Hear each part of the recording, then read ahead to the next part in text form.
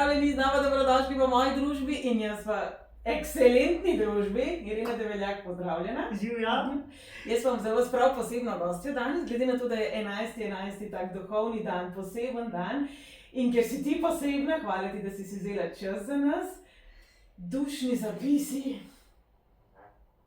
Kako bi ti nekomu, ki je padel z Marsa včeraj, razložila, kaj to pravzaprav je? Ker se mi zdi, da v tej poplavi podobnih izrazov, poimenovanj, konceptov, malo ne vemo več čisto dobro, kaj je.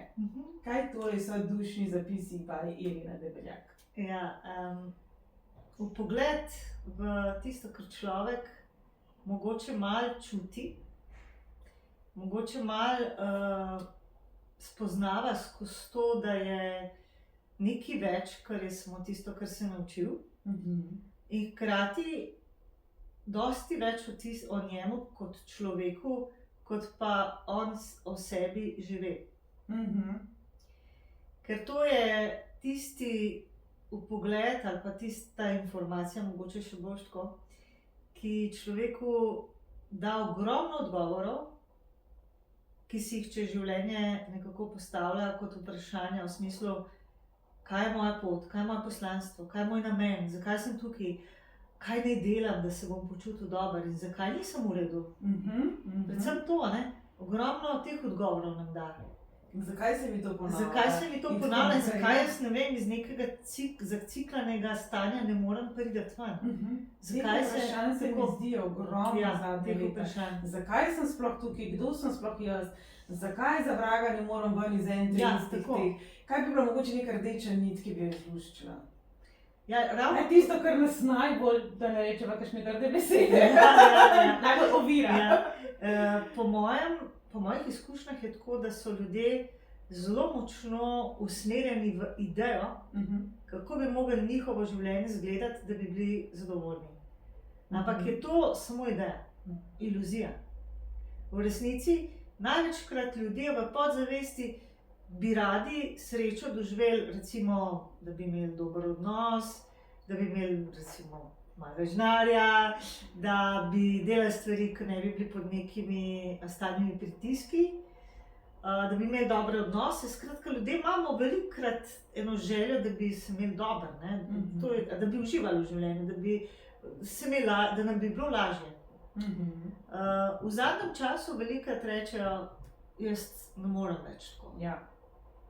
In prihajajo do tega, da te pritiski, ki so pa dejansko prisotni v okolici, v nas samih, ker nas neki tudi cilj naprej, našo, recimo temu, drugo zavest, v ljudeh se skratka to stopnjuje in ljudje iščejo zdaj nekako, na kaj bi se obrnili, v kaj bi se usmerili, kaj naj naredijo. Se pravi, ogromno teh odgovorov, kako se tega lotiti, rečemo temu, kje iskati vzroke, kako se do tega dokopati mogoče, kar je res naše, je tukaj v tem zapisu. To je branje res tiste tvoje globoke podzavesti, ki se ti začne odstirati in ti pa rečeš tisti wow moment. Aha, to je to. In to je ozaveščanje in to je hkrati tudi, jaz rečem dostikrat, ne samo aktivacija beseda, mogoče ni ta prava, ampak prav začne se dogajati. Nisem, da ti to slišiš, ampak ti začneš bolj to postajati. To se pravi, da potegnem to ali pa da se potegne iz ene podzavesti in ti pol to začneš bolj čutiti, bolj doživljati. Bolj si mogoče upaš biti to, kar si. Ker imaš potrditev, da to pravzaprav si. Ker velika večina ljudi reče, to se pravi, ni z mano nekaj narobe. Torej, ni z mano nekaj narobe, če jaz drugače čutim, če jaz drugače vidim, če mogoče vidim, ne vem, ene energije, če zaznavam nekaj, kar mogoče drugi ne, to se pravi, sem v redu. Ker te ljudje, ki imajo malo več teh občutkov, imajo malo več senzitivnosti, ponavadi v svoji okolici spadajo kot črne ovce. Že v družini. Zelo veliko. Družina jim reče, da je nekaj to stija. To si ti zdaj nekaj zmislil, kaj bi spet rad in tako. Se mi zdi tudi čustvenost je zelo na udaru v zadnjih letih. Jaz mnogokrat poudarjam, ne obstaja biti preveč čustven, ker druga plat je čustvena otopelost, je to, da nimamo sočutja, je to, da smo totalno mogoče agresivno preračunljivi, egoistični, samo vase zagledani, se pravi, ne obstaja pretirana čustvenost. Imamo pa pač različne stopnje. In se mi zdi ravno ti odgovori, v redu sem takšen, kakršen sem. Ja, so tisti, ki se mi zdijo najbolj dragoceni, pa tudi najbolj iskani v zadnjem času. Ja, jaz si prizadevam v človeku najti lepe stvari, njegove tiste, kako ne rečem, bisere, ker jih najdeš pri vsakem človeku. Ampak povprečno ljudje, ki so mogoče malo manj, kako bi rekla, samozavestni, se sploh ne zavedajo, kaj v njih lepega. In zato meni to fajn, ker lahko človeku rečem, ampak to so tvoji darovi. To, kar pa delaš res dobro. Ker če jih jaz vprašam, kaj delajo, ne dajo mi povedati. Ja, tega je veliko. Ja. Že osnovne neke definicije, kdo sem, kaj sem, zakaj sem, kje sem. Ja. Skoraj da kdaj sem, se mi zdi ravno. Vrednosti praktično tako nimajo, Ja. večina, nimajo te lastne vrednosti. In pa so tako odvisni od ostalih. Zato spravim izraz lastna vrednost, jaz ga nadomeščam z lastna dragocenost. Ker vrednost gre lahko tudi v negativo, kot naše stanje na bančnem računu. In se mi zdi, da toliko smo vpeti v to vihro časa na nek način. Lovimo neke roke, lovimo pa ponedeljek, pa naslednji ponedeljek, pa naslednji mesec. Pa tukaj nekih teh, bom rekla, pritiskov iz zunanjosti, včasih tudi ta vrednost, čeprav govorimo, da delamo na lastni vrednosti, prej smo se pogovarjali o podzavesti, pa iz tega, da izviramo iz bolečine, se mi zdi doskrat resnici iz nekih drugih startnih pozicij se tega lotevamo, kot da bi rekli, v meni je nekaj lepega. Slavim sebe, všeč sem sama sebi takšen, kot sem, sigurno je meni nekaj veliko dobrega. Se mi zdi, ti opomniki so še kako dragoceni, pa nenadomestljivi. Ja, pa navajnost na to, da trpimo, pa navajnost na to, da imamo skozi neko dramo, pa navajnost na to, da mi moramo pravzaprav pričakovati nekaj, ali pa avtomatično pričakujemo nekaj slabega. To so vse mehanizmi, ki pa jih ljudje živimo. Brez da bi se zavedali, da jih lahko tudi presežemo. Ali pa da lahko obrnemo stvari, da lahko iz tega minusa, v katerem smo zrasli, ponavadi v vzorcih svojih staršev, zdaj izstopimo ven. In da je pot iz tega. Malo se je treba s tem pokvarjati, to je sigurno. Ampak jaz si želim, da ljudje nikoli ne pridemo k te, pa nam ti kar downloadaš. Operacijski sistem. Tudi to delam, ampak ne zdaj, da na mesto človeka delam. Ampak kaj pa delam, je pa tudi to, da mi izgubljamo skozi življenje ogromno energije, ogromno moči, ogromno delčkov svoje duše. In ker to izgubljamo, potem avtomatično smo manj stabilni. Velikih na tem čustvenem področju, recimo ljubezenskem področju, veliko na tem, da smo na nek način občutljivi, pa nas stvari zelo prizadenejo. In pol mi kar naenkrat nimamo tega notranjega materiala, v narekovaju, na kaj bi se oprli. In pol je treba včasih to potegniti nazaj, ker smo enemu dali to, da nas bo cenil, pa nas seveda ni, pa da nas bo ljubil, pa nas ni. Skratka, preveč smo stavili na to, da bojo to naredili ljudje. Da nam bojo oni to dali. In to je po mojem mnenju edini glavni problem človeštva, da smo vse to preusmerili iskanje navzven. Dejansko smo moč drugim dali. Če me bo ta ceno, če bom to, če bom ono, če ta pričakovanja drugih ljudi. Velik del poti našega življenja je tlakovano s pričakovanji družbe, okolice, kaj se spodobi, kaj ne. In potem pridemo do tega, kdo sem jaz. Ker tudi pri meni daleč najbolj pogosto vprašanje, kdo sploh sem. Zakaj se sploh gre v lifeu. Se mi zdi, da se tudi tako vsi srečujemo s temi izzivi. Ja, točno to. Ker te okolica na nek način začne, ali pa se mi počutimo omejeno, da nas omejuje s svojimi mogoče pritiski. Ali pa s tem, da smo vskozi nekem konstantnem stresu. Ker to je zaradi služba, zaradi šefov, ali pa zaradi naših partnerjev. Pa mi ne znamo sploh živeti drugače. Ampak se moramo prav učiti tega. Jaz moram biti v svojem lastnem stebru. In potem, kaj s tabo, to ni več moj problem. Mi se pa, vsaj empati, tako kot tudi jaz sem, se pa dostikrat ukvarjamo samo s tem, kako drugim pomagati. Kako druge reševati. Kako drugim pomagati, ko so, v takih in takih situacijah. In naša pozornost je v teh problemih ljudi.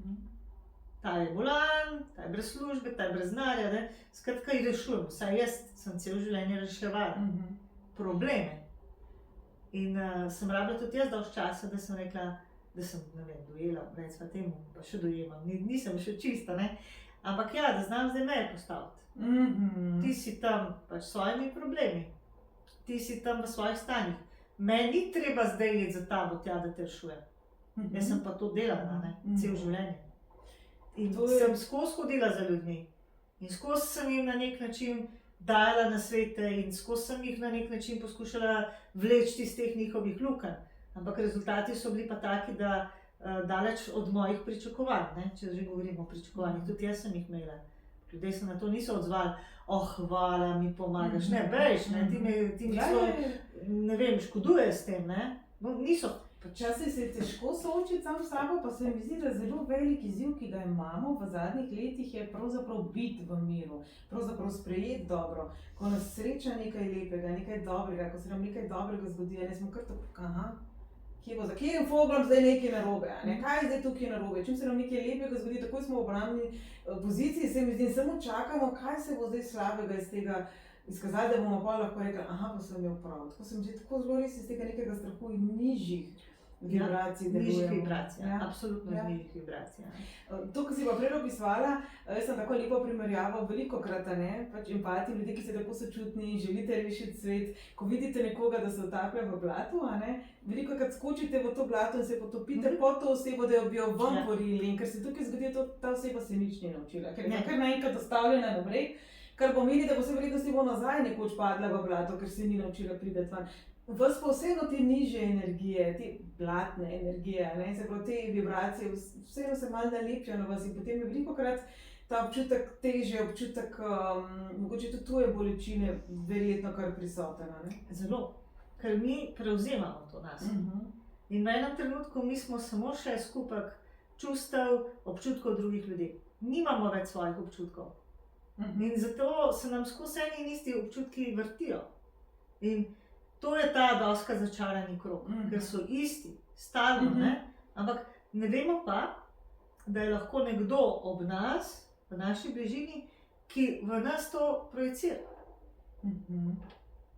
In mi smo lahko v tem primeru, bom rekla, tudi nekdo, ki mora, narekovajo, doživljati ta čustva, ker se žal v tem svetu nahajajo tudi določene entitete, ki potrebujejo to našo nizko energijo. In so ljudje predstavniki tega. In mi lahko, zato ker smo mogoče navajeni, da gledamo v ljudeh samo dobro in nimamo drugih, mogoče tudi znanj, mislimo, vse kdo, smo mi vsi ljudje dobri. Ampak ne vemo, da obstajajo tudi ljudje, ki so samo navidezno ljudje. No, pa tudi se v zadnjem času se veliko govori in o čustvenih vampirjih in o toksičnih odnosih. Vsaj malo se ozavešča to plat teme, da mogoče zelo nasplošno rečeva, ki absolutno je del našega življenja. Se mi zdi, da smo šli pa mi zelo, ali mogoče res naivno verjamemo v dobroto ljudi, brez da bi mogoče sploh postavljali meje, ali pa po drugi strani vidimo samo slabo, ker je to naš obrambni mehanizem. Se pravi, kako zdaj iz tega začaranega kroga ven, ko pride nekdo k tebi, kaj zdaj to pomeni? Jaz kar dosti konkretno in direktno ljudem povem, kje so te njihovi glavni problemi, oziroma kje so oni mogoče tudi ujetniki nečesa.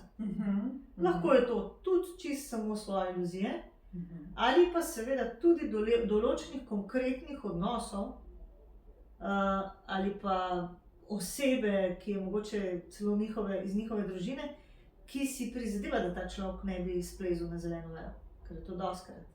Se pravi, po mojem videnju imamo v resnici kot duše, ki imamo recimo temu povezavo s stvarstvom, dosti težje preizkušnje in ovire na poti kot mogoče neke druge vrste duše.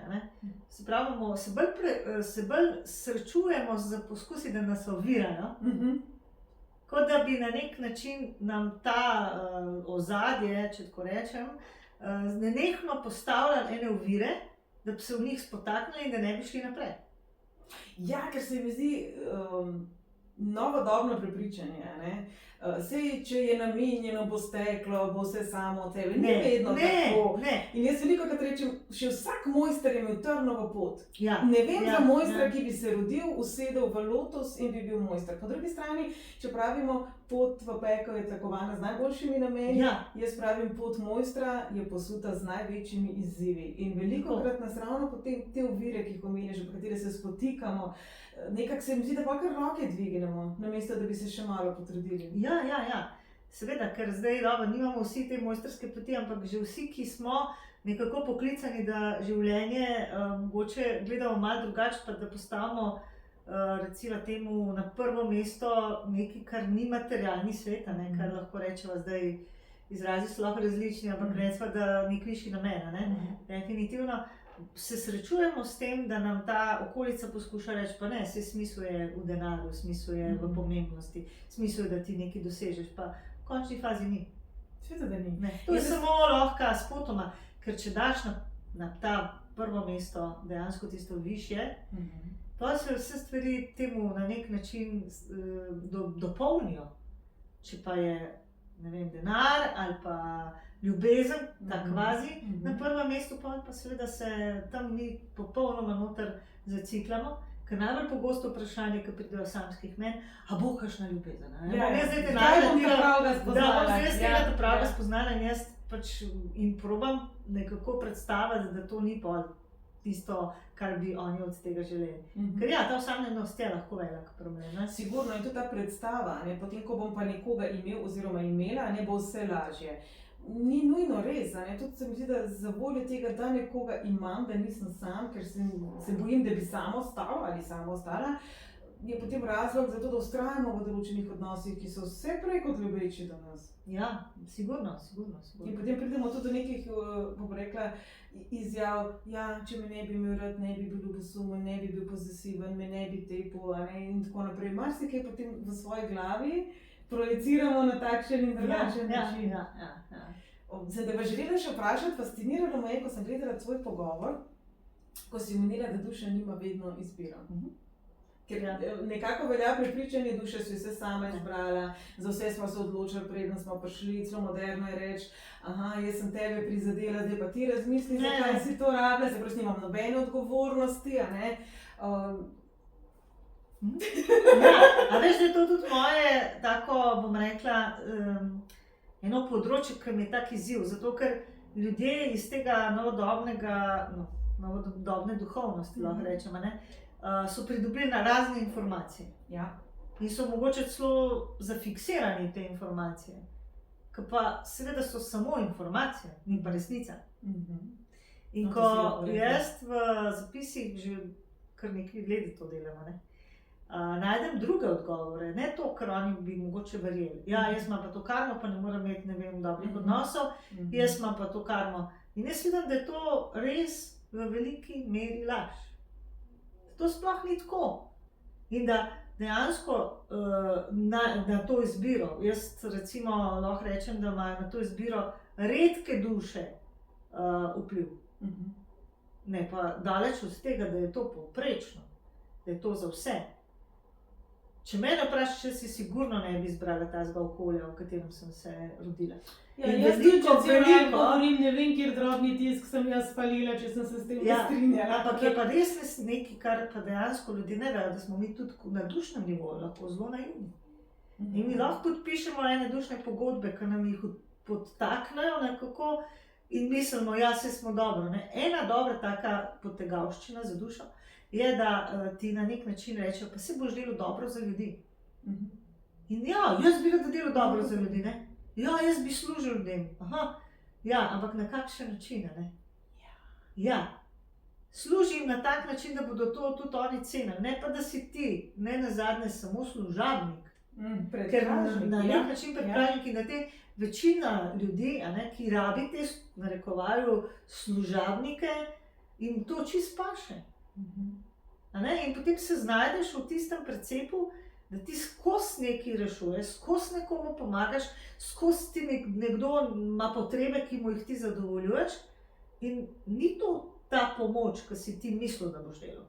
Ampak je to ena čist navadna prisila. Znajde se, ne vem, koliko imam takih primerov, v neki družini, kjer imajo primer neko dejavnost, neko obrt. In tebi rečejo, zdaj boš pa ti to delal, a tebe to zanima, to ne zanima, To je primer, jaz sem imela to tudi drugom doma, ker me oče hotel dati v steklarsko šolo, mene, žensko, ker bi on slučajno rabil tam steklarje v svoje dejavnosti. In to, dobro, nisem šla, se ti tudi ostalo, ker sem delala kot šolo, ni bilo lih moje, ampak kljub vsemu, doskrat je to, ti si zdaj tam v familiji, ti boš, ne vem, furo kmetijo, imam tudi take primere, a to tebi všeč, kdo te vpraša? Sam si tudi v šolo, ko prideš, tam naredijo 3 teste in ti povejo, temu bi bil, to bi bil, in se potem tudi več ne spodbuja, kaj tebe veseli. Tako je bilo, ko sem jaz odraščala, tam določene sošolce so pač obklukali iz tebe, nikoli nič ne bo, najbolj, da greš na neko poklicno šolo, toliko, da glih nekaj imaš, se itak boš propadel. In to neki mladi dušici, 10 let stari, vcepiti v glavo, se mi zdi kruto. Čist, ja. Definitivno, ker v bistvu noben ne gleda, vse v povprečju, mislim, da jih je zelo malo, ne gledajo te širine. Sem videl tisto, meni so v šolo rekli, je ti mogoče v redu si za neko umetnost, ampak za oblikovno šolo tako nimaš dobrega rezultata. To se pravi, dajmo te nekam, ker se mogoče nekaj v povezavi s tem dogaja. Jaz sem pa rekla, mene to ne zanima, jaz bi rada delala z ljudmi. In oni kaj so rekli? Ja, za psihologijo pa res nimaš rezultatov, Se pravi, za njih je opcija samo to. Mene pa to v načelu sploh ni zanimalo. Ampak nisem jim pa znala povedati, se dobro, tudi če bi, mi ne bi... Težko, če bi kdo res takrat si predstavljaš. Socialno delo, kako bi ti rekla, veste kaj, jaz bom pa dušne zapise delala, ko bom velika. A veš, koliko je pri meni, jaz imam ogromno socialnih delov, ki si jih že lih omenila. To so vse duše, ki bi res rada delala nekaj dobro. Kaj pa se zgodi, pride v sistem in jim sistem reče, ti boš pa zdaj delal to pa to. In te ljudje pridajo izčrpani, izmozgani, oni ne želijo na ta način pomagati. Da po normativih, pri pravilih, ki jih jim postavlja, ne vem, nek zavod, zdaj oni funkcionirajo, ker ne morejo niti upoštevati nekih teh božanskih vidikov, duhovnih vidikov, če hočeš, ne morejo se ukvarjati s tistim stvarmi, ki so mogoče oni željni. Se na zemlji je veliko teh duš, ki so prišle misijsko, ampak ko one pristanejo v sistemu, v primer so to medicinske sestre. Kaj one? Ja, tam morajo delati točno po PS-a, po predpisih, one ne morejo izven. In kako se oni počutijo? Ja, v povprečju se počutijo noter neizpolnjeni. Seveda. Ker vidijo, ne vem, tiste malo bolj občutljive, senzitivne duše vidijo tam več, kot pa sam na nek način telo, če že gledamo medicinske sestre. Ja, absolutno. Pa tudi se mi zdi, veliko bolj so v stiku z osebami, ki pa so prestrašene, so bolne, ne vejo, a bojo v redu in tako naprej. Se mi zdi, če bi želela izpostaviti vse z moje strani nekoga, kogar delo je resnično močno podcenjeno, so to medicinske sestre. Ja, res. Jaz bi to, ne vem, mislim, če bi imela to možnost, bi dejansko, tako težko to gledati, res vidim.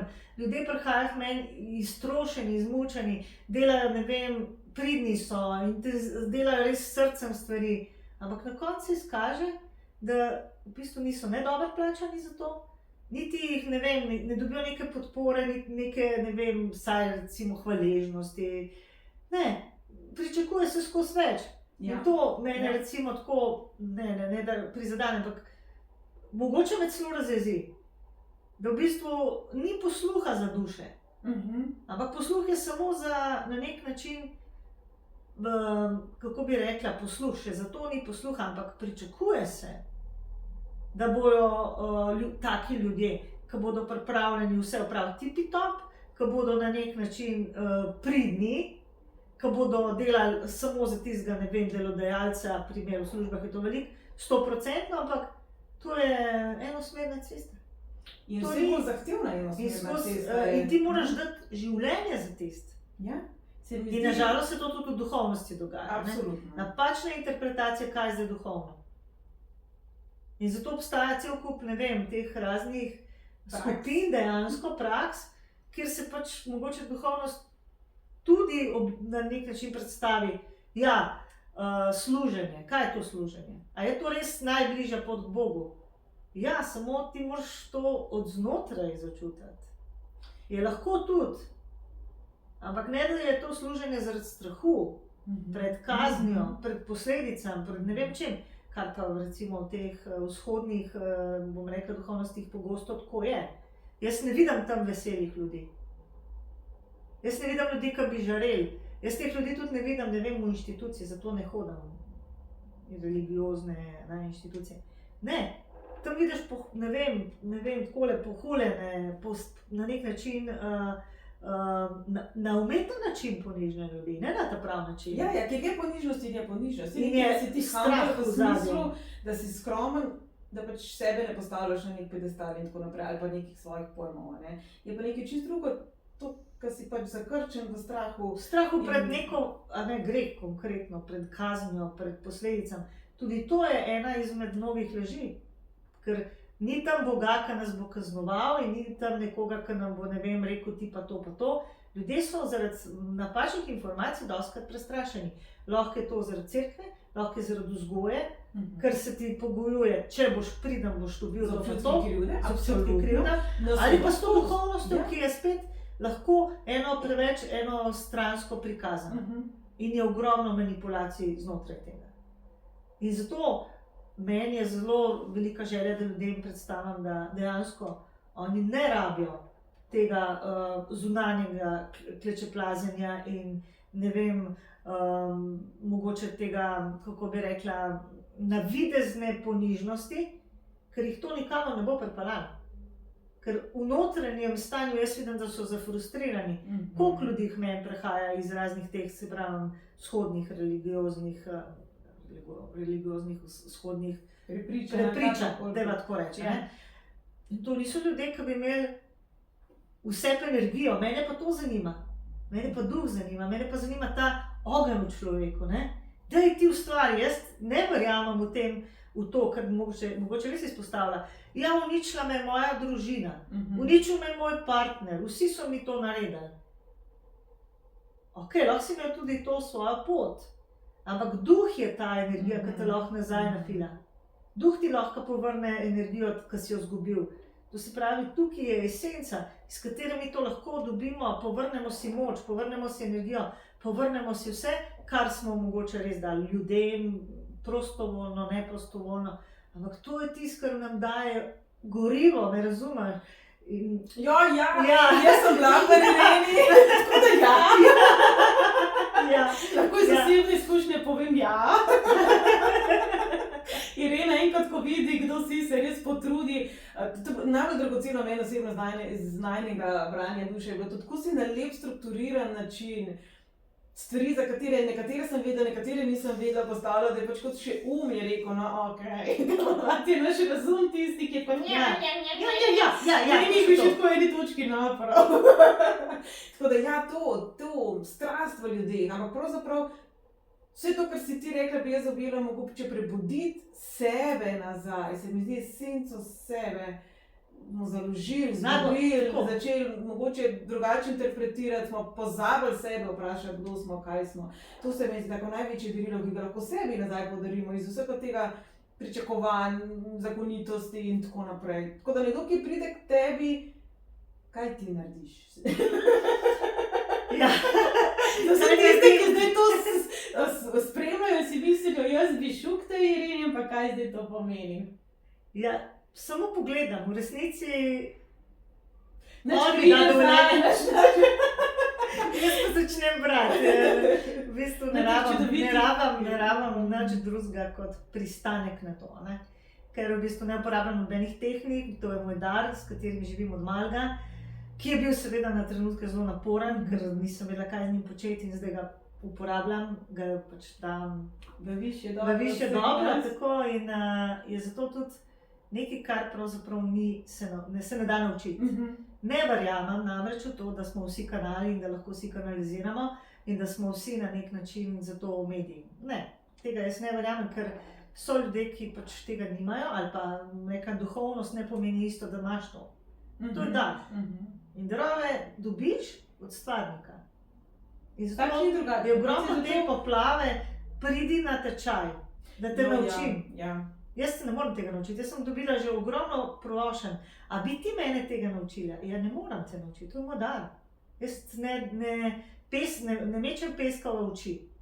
Se da se v novodobni poplavi tega, da greš na eno delavnico in prideš nazaj kot šaman, lasje po konc. Ker pač tako kot ti, tudi jaz kar nekaj šamanov poznam, zelo sem povezana z indijanskimi ljudstvi, zelo veliko sem tudi v Ekvadorju, v pristnem kontaktu z Indijanci, me ne bo noben na tem svetu prepričal, da daš ti, ne vem, 500 evrov, da greš na ayahuasco, greš na neko delavnico in prideš nazaj kot sedeči bik. Ne. Tudi njihov način življenja, dojemanja, kaj je sveto, kaj je molitev, kaj je zemlja, je čist drugačen od tega, kar se tukaj prodaja. Tako da tle tudi, nažalost, v spektru duhovnosti je marsikaj, kar ni duhovno. Tudi ta del se mi zdi pomemben. Še enkrat poudariti, ti si prej to tako lepo zajela. Se pravi, nekdo, ki pride k tebi, se potem usede na ta čudovit fotelj in dobi posnetek, je tako? Ja. Kje pa te najdejo zdaj vsi ti ljudje, ki bi radi prišli do svojega dušnega zapisa in šli ven iz začaranega kroga? Lahko me najdejo na spletni strani. Lahko me napisali spodaj linke, bova dodali. Na socialnih omrežjih, na Facebooku sem, sem. Super. Lahko me najde tam, lahko me pokličejo po telefonu. Krasno. Bova kontakt se dodali. Irena, jaz ti bom rekla najlepša hvala za tvoj najprej čas danes, potem pa še lepša hvala za vso to svetlobo in ljubezen in darove in vse to, kar daješ človeško, ker absolutno je nenadomestljivo, si upam reči. Tako da vi pa, zdaj veste, kam iti po svoje dušne zapise. Hvala. Adijo. Čau.